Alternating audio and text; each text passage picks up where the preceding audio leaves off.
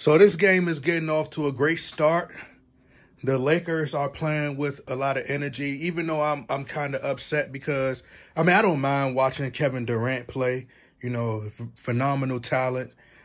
He took of course, he missed, well, not of course, but Kevin Durant missed the clutch shot, which happens to, you know, the greats. You know, he's obviously not scared to take those shots, which, you know, I respect more than shying away from it like the guy from Akron does. But the Lakers I was upset because we didn't get right to the game. You know, the game is on TNT, which even myself as a Laker fan, I can't understand for the life of me why they would even want to broadcast this game to millions and millions of fans all across the world, which is an embarrassment. But, you know, if people going to watch, they'll watch. But the Lakers are playing with a ton of energy tonight. Is it Wyndon Gabriel and Malik Monk, of course, has always been, you know, Malik Monk has been consistent all year, making shots and, you know, being confident in taking those shots, you know, creating off the dribble, finishing at the rim. Malik Monk, couldn't thank him enough this season for what he contributed to the team, gave us quality minutes. And, you know, a lot of people in the media and a lot of fans will say, oh, well, the Lakers, LeBron James doesn't have any help. But anyway, yeah, the Lakers are playing good. They're still in it. It's like 28-34. And they're doing good at attacking the rim. I would much rather, if we lose, I'd much rather LeBron James be in there while they lose, because I don't like LeBron. And and I heard somebody tell me, oh, you're too old to be hating on LeBron James. You're too old. So what, I got to be young to hate on him? What, I got to be young? What, you want me to go in get in a time machine and go back to my younger years and hate? I don't like dude. What you want me to do? Like, it's wrong to be old and hate. Like, you can't be an old hater, you know? But anyway, I don't like LeBron. So the Lakers are doing well. You know, the naysayers will say, well, it don't matter if they're playing better without LeBron James. They're not winning. So it's just to give us a glimpse of what life would be like without LeBron James. It'd be more ball movement. And, but yeah, that was just the first quarter. I'm going to, you know, get back with you guys probably in the second half. I'm missing the game right now just to give y'all the, you know, play-by-play of what's going on out there. But they're playing with a ton of energy. So now we officially arrived at halftime. The score is 66-55. The Jazz are winning. And before I even give my assessment on the first half and what I've seen in the second quarter, I got to say this, bro. I wish Stanley Johnson take off that dirty brown white tee, that undershirt. I'm tired of seeing it. I'm sick of it. I don't know if this man wearing the same exact shirt. Like, don't you know how when you take your shirt off and you might throw it in the dirty clothes, or you might hang it up and it might still smell good, but you just sweated in it and you ain't got nothing else. You just like, man, I'm going to keep wearing. This man wearing the same white shirt, bruh. Like, I'm tired. It look dirty. Take it off. And ain't nobody real around him to tell him, bro, you need to take that dirty white T-shirt off. Stanley Johnson, if you're watching the videos, bro, it's time to take that dirty tee off, bro. You got money now. You signed for the rest of the season. It's not 03 no more. It's not 03 or 05 no more. You're not part of the franchise boys back in the day. Yup, in my white tee. Yup, in my white tee. Yup, in my white tee. Like, nah, bro, grow up. It's over. But the Lakers are playing great, extremely well tonight. You know, they became a little bit lazy on both ends of the floor. And I got my notes. I got notes, okay? I'm going to tell y'all, because I was writing it down as I was watching the game. As y'all see, I'm talking about Stanley Johnson. I had to make sure I talked about that, bro, because that's a dirty shirt, bro. Somebody gotta say something, bro. That shirt too dirty, bro. But Westbrook was very aggressive tonight, patient. You know, without LeBron James, he's been able to create more for himself and for others, probing the lane, attacking the rim, you know, feeding the ball to his big man, you know, just impressive. He was being patient. Back to the basket. Russell Westbrook is being able to facilitate and play in his natural role without LeBron James hogging all the shot attempts. This man not even in the arena. He not even nowhere near the game. He's not sitting with his team. And like I said, I would much rather for the Lakers to win without LeBron James. I would be more upset if they lost without LeBron James being there. Now, am I preaching to the choir? Can I get an amen? You feel me? Tired of this bum, man. The Lakers don't need him. They don't. They don't need him. And then you got Chris Haynes doing a report. Yeah, over to you, Chris. Yeah, LeBron James, a source close to LeBron James, say that, you know, LeBron James, they're saying that he should be sitting down. Why would LeBron James? He doesn't want to do that. LeBron James wants to be out there competing with his team. Then why he wasn't out there competing when they was going against the Dallas Mavericks? You know, there's people saying out there, it's rumored that LeBron James is, you know, going for the scoring title. But LeBron James doesn't care about the scoring title. I'm looking at the phone like, come on, man. Who you think you fooling? I might have been born at night, but not last night. You feel me? But anyway, let me get back to my notes, bruh. Okay. But Russell Westbrook did great at, you know, he did great at distributing the ball. Like I said, Lakers started to become lazy on both ends of the floor. In the second half, I think they're going to have to, you know, increase the intensity a little bit more. Dwight Howard's playing great. He even hit a 3. Played great. Big man in there fighting for boys, grabbing rebounds, you know, putting the ball, scoring. Talking about some LeBron James don't care about the scoring title. Then why he just don't shut it down for the rest of the season?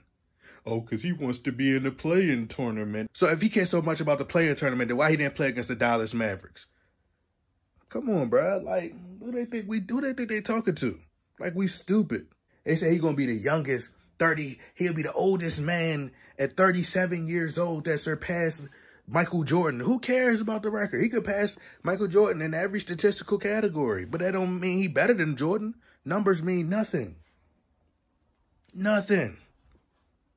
Nothing, bruh. And then they selling this fallacy that, oh, once Anthony Davis and LeBron James comes back, then like they're the greatest duo in history. Like once, bruh, like they've done nothing that's impressive. That bubble title, come on, bruh. Like, what have these two done? Like, they the greatest duo in NBA history. Like, they Shaq and Kobe, or Jordan and Pippen. No, they like SpongeBob and Patrick. See, LeBron James think we Cuba Gooding in radio. Like, we don't see what he doing. The man cherry-picking games. Like little dandelions. Ooh. Like little flowers. Ooh, I'm going to play this game, and I'm not going to play this game. I'm not going to play... This is a tough game. Oh, you have a tough stretch right here of games? Oh, yeah, I'm not playing. Oh, we got the Jazz. We got the Dallas Mavericks. Oh, I don't want Luka Doncic to embarrass me. So, no, I can't play that game. Let me look at the schedule. Jazz, no, too tough. I don't, no. The Pelicans, yeah, the Pelicans. I know. Come on, bruh. He always looking for the easy route. He know what he doing. LeBron James ain't stupid. LeBron James understands that he got a better chance at, you know, putting on a dominant performance versus, you know, a Pelican team. Just like he did the other night versus the Pelicans. He understands that he can put on those type of performances versus them type of teams, which is what he did, and they had a 23-point lead. And now he got Anthony Davis. Yeah, I got my backup now. I'm coming. Yeah, oh, we ready now. Now I'm coming with my boy, and we going to come in. Yeah, I got my backup. Luka Doncic he ain't had no backup. He make the players around him better. And why would you want to risk Anthony Davis, who's already injury prone? You know Anthony Davis is brittle. You about to put him in position. You just got a little sprained ankle. And then I heard somebody say, well, didn't you see his ankle touch the floor? No. I wasn't checking to see if his ankle touched the floor. I don't care about his ankle touching the floor. His ankle touched the floor. Bro, do you know our ankles used to touch the floor when we used to do the stanky leg? Do the stanky leg, I do the stanky leg, I do the stanky. We known for that, bro. What you mean? Y'all youngins, man. Talking about his ankle touched the floor. His ankle touched the floor plenty of times throughout the season. He ain't shut it down. LeBron know what he doing. He trying to play at the right time. Talking about his ankle touched the floor. Come on, man. You must never seen Michael Jackson. You ever heard of Chris Brown, bro? You ever heard of Chris Brown? Ankle touched the floor. Come on, man. Wouldn't it be smarter to shut Anthony Davis down, make sure he at full strength, and then trade him and get all the assets you can next year, opposed to letting him get injured and then going into next season, and then you will have teams debating on, contemplating on whether they should trade for him or not, because they feel as though if they get him, he's not going to be much use because he's injured. He's out injured. They don't think, but they want to rush him back. And then LeBron James can say, oh, well, you see Anthony Davis got injured. And they act like they was so... They act like they didn't lose with Anthony Davis. They act like they wasn't losing with Anthony Davis, bro. So the Lakers are getting dusted. It's the end of the third quarter, heading into the fourth. Other than this run that the Utah Jazz is on, the Lakers had a pretty decent quarter. Russell Westbrook has been efficient tonight. Been just really good at attacking the rim. Short mid-range shots, making those shots. Dwight Howard's had a phenomenal game. Even Malik Monk, driving the lane and working the pick and roll and just, getting the ball to Dwight Howard for lobs. And the team that we have is not a bad team, honestly. They just don't have a leader. I think that to me personally, if you take out the older players and you keep the foundation that you have with Malik Monk and these guys, and you bring in a better star, I think you'll have better results. But, they make it seem like LeBron James, once he comes back, it's going to just cure everything and it's going to help them win when they've been getting blown out with LeBron James on the floor. So he doesn't really make a difference, honestly. There's been plenty of times where they done had 23-point lead. I'd rather be down and be trailing and losing than to have a 23-point lead and then lose the 23-point lead and then the game over. But the Lakers, they did a decent job. Like I said, in order for them to, cut the lead going into the fourth quarter, they would have had to keep that intensity. But they've proven that they could, fight back. And, let's see. Going into the fourth quarter, we're going to see if they're able to, at least make a comeback, because the Jazz starting to run away with it. They starting to hit some tough shots.